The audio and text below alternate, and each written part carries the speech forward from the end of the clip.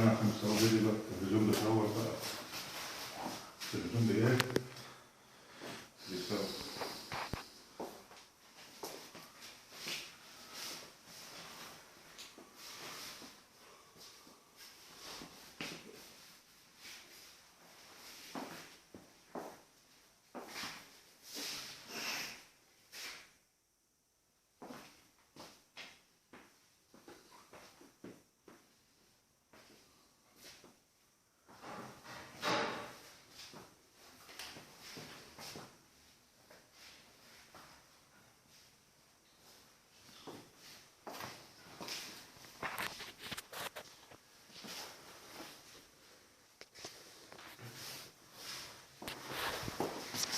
السلام عليكم ورحمة الله وبركاته. مطبخ جديد نوبي مطبخ شركة المصري. إن شاء الله مطبخ يعني مختلف شوية في الألوان، بس ألوان جميلة يعني. بسرعة كده ظرف قديم، دبار، استخدامات سريعة للأكل، دولاب مفتوح. هو في الأصل كان عمود، يعني كان فيه مشكلة.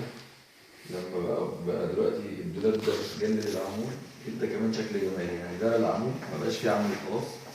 في نفس الوقت ادى شكل جمالي لما تحط فيه حاجات اكسسوار وازاز والكلام ده مع الاضاءه يبقى تحفه ان شاء الله. مع الفرش بقى ظرف خزين صغيره، ضغط اجاب، برضه ظرف خزين متنوعه، في منها مفصلي ومنها اقلام. ضغط فوق التلاجه خزين التقيل. هنا ظرفة صغيرة ممكن تستعمل توابل أو حاجات رفيعة أو كده، أو عدة بتاعت الشغل المطبخ يعني.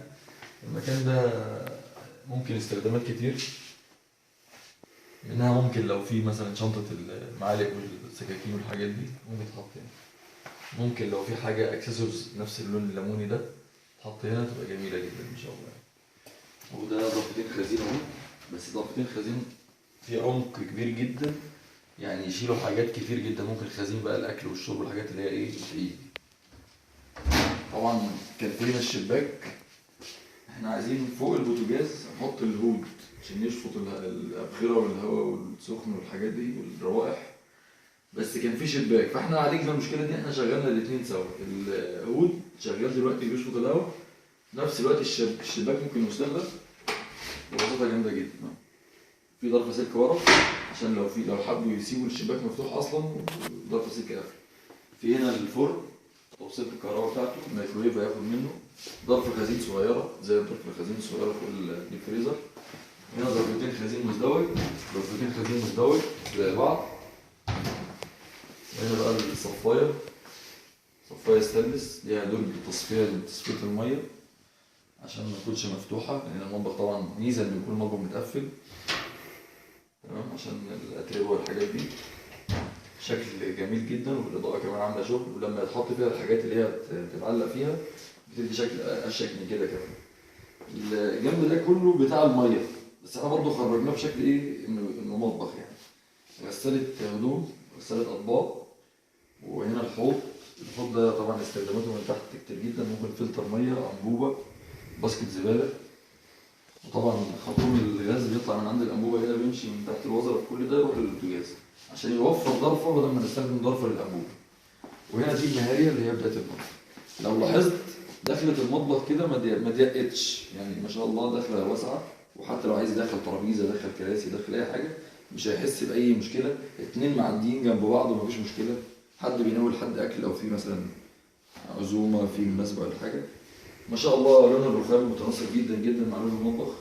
اللونين اللي في المطبخ اللي هم يعني ابرز حاجه في المطبخ اللون الاسود اللامع شاينينج، والماتيريال ده كلادن، يعني ماتيريال عالي جدا جدا ما شاء الله، ومعمول دبل، معمول من الناحيتين، ومعمول فيه كمان حشو من جوه الضرفه فوق، يعني طبقه كلادن خارجيه وطبقه فايبر داخليه، الاثنين نفس اللون، ومن جوه فوم مقبض ستانلس، اكسسوار ستانلس ما شاء الله محترم جدا. اضاءه ظريفه جدا، اللون الابيض ده مع الالوان الليموني والاسود. الرخام الجلاكسي ما شاء الله مع الفص الابيض اللامع ده عامل شغل جامد برضه مع المطبخ. هو ما شاء الله مطبخ يعني كله متناسق، وده حاجه جميله طلع كده يعني الحمد لله رب العالمين. طبعا ده الحوض، رخام قبل الحوض واسعه جدا للاستخدامات اهي، وكمان بعد الحوض واسع جدا، يعني اللي بيستخدم الحوض هيلاقي سهولة في استخدامه.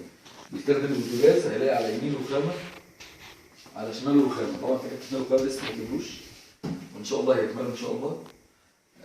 استخداماته جميلة جدا جدا، وأعتقد إن هو يعني سهل الاستخدام جدا، وفي نفس الوقت لونه تحفة وشكله جميل.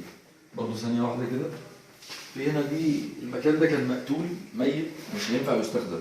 احنا استخدمناه دلوقتي عبارة عن خزين، بس خزين تقيل شوية. وفي هنا العمود ده كان هيبقى في النص كده شكله غريب يعني، فاحنا ايه عملنا ضرفة عيرة بتكمل الشكل، وكأن ايه السفلي متكامل يعني. طبعا الديب فريزر فوق الضرفة، الثلاجة فوق الضرفة، كل ده بيتاخد بالمقاسات، في كهربتهم وراهم. ده الترولي استخداماته متعددة، واحنا قلناها قبل كده كذا مرة. أدراج، ظرف خزين عميقة، وبرضه هنلاقي هنا الحتة اللي باقية من العمود تحت، برضه العمود كده اختفى مبقاش موجود خالص. احنا دوشناكوا جدا جدا. باشمهندس طايع ان شاء الله منور الدنيا. الحمد لله رب العالمين. الحمد لله رب العالمين.